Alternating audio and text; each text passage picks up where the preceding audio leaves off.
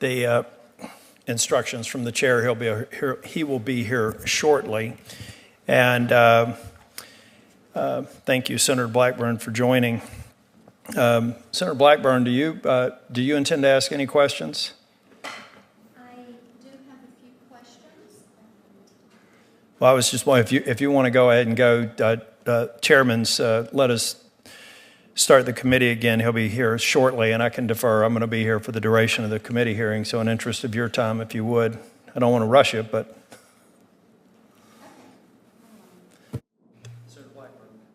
And thank you, Mr. Chairman, and I want to say thank you so much to you for being here. One of the things that I wanted to talk with you about, of course, being from Tennessee, copyright is terribly important to us. As we like to say, 3 chords and the truth get you a long way when it comes to the music industry.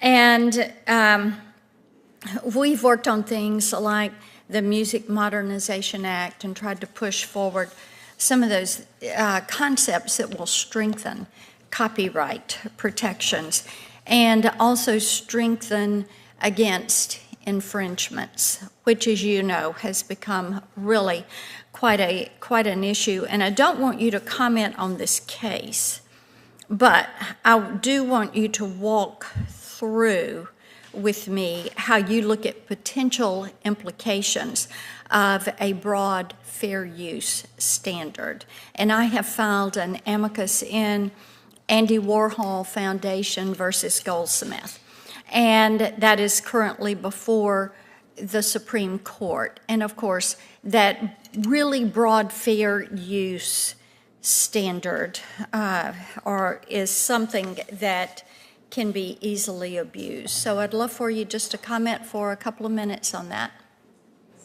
Thank you for the question. The Warhol case is the first time in a while that the Supreme Court has taken up the fair use issues outside of the context of computer software. Sorry, do I need to repeat? No. It's going to be a very important case for the future of the fair use doctrine and for copyright. The Copyright Office worked with the Department of Justice and signed on to the government's brief in the case, which makes a number of important points, taking the side of the photographer. And the main points that we're concerned about are what does transformative use mean exactly?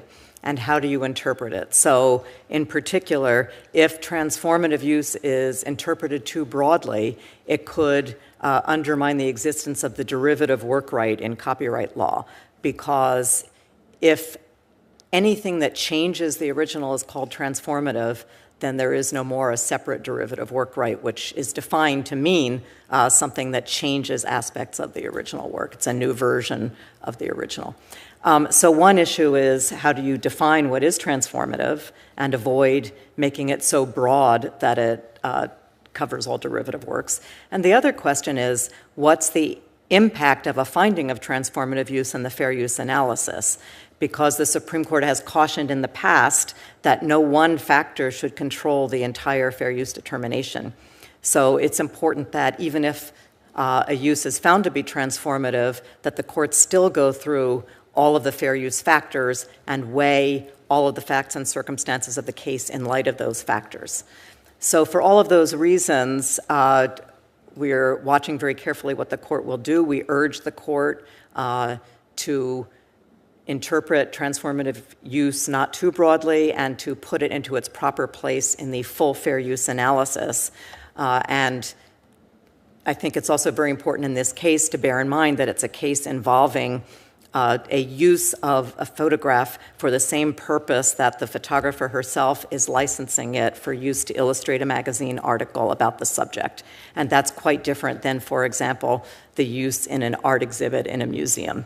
So those were some of the concerns we had and the reasons that we participated in the government's brief. Yes, and we appreciate that. One quick thing before I turn it over to the chairman is it's still the case that the United States is one of only a few countries that does not recognize a performance right.